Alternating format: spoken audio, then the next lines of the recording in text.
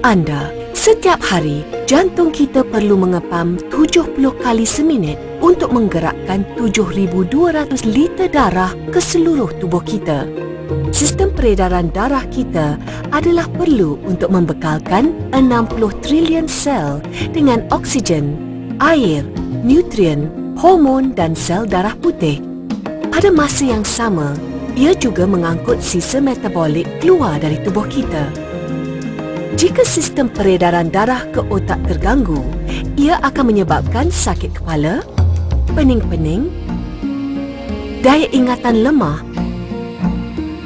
dan lebih teruk lagi, stroke.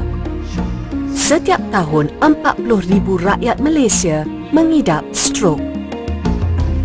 Peredaran darah ke jantung terganggu akan menyebabkan sesak nafas, kelesuan, sakit dada dan penyakit jantung koronari. Penyakit kardiovaskular dianggap menyebabkan 7 daripada setiap 10 kematian di Malaysia menjelang tahun 2020 dan ia telah menjadi pembunuh nombor 1 di Amerika Syarikat selama lebih 100 tahun. Sistem peredaran darah yang tidak baik boleh menyebabkan bengkak kaki, kesejukan kaki dan tangan, vena varicose, malah mati pucuk.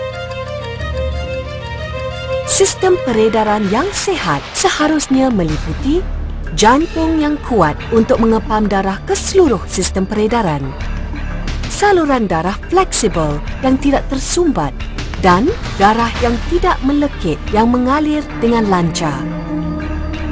Namun demikian, akibat peningkatan usia, gaya hidup tidak sihat seperti tekanan, merokok, kurang bersenam, terlampau banyak makan makanan terproses serta keadaan kesihatan yang tidak baik seperti obesiti, diabetes dan hipertensi boleh menyebabkan pengumpulan kolesterol, radikal bebas dan homocysteine di dalam saluran darah dan menyebabkan darah menjadi pekat.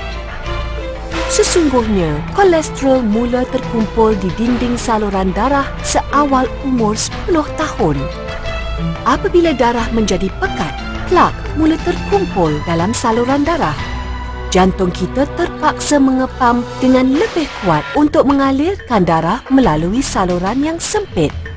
Akibatnya, tekanan darah meningkat dan akhirnya menyebabkan kerosakan kepada bahagian-bahagian lain saluran darah.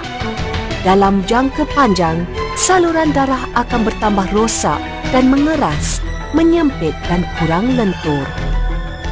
Oleh itu, kita memerlukan satu penyelesaian holistik untuk menjaga jantung, saluran darah dan darah kita demi fungsi sistem peredaran darah yang optimum. Memperkenalkan Life Extra, satu formulasi yang dihasilkan atas perundingan penerima anugerah hadiah Nobel, Profesor Dr. Ferit Murad.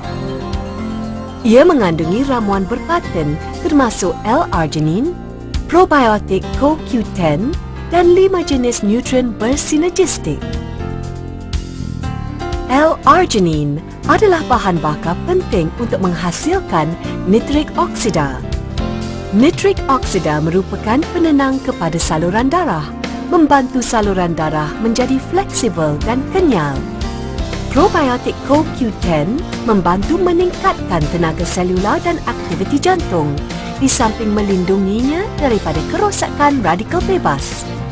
Rangkaian vitamin dan antioksidan yang komprehensif membantu melaras paras kolesterol dan homocysteine yang menyebabkan darah pekat.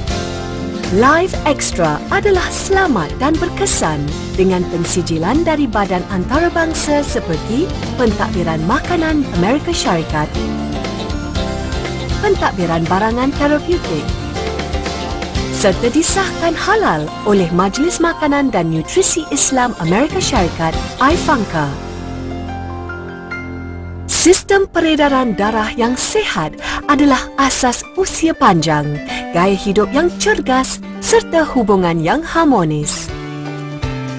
Jadi jagalah kesihatan peredaran darah anda dengan Life Extra.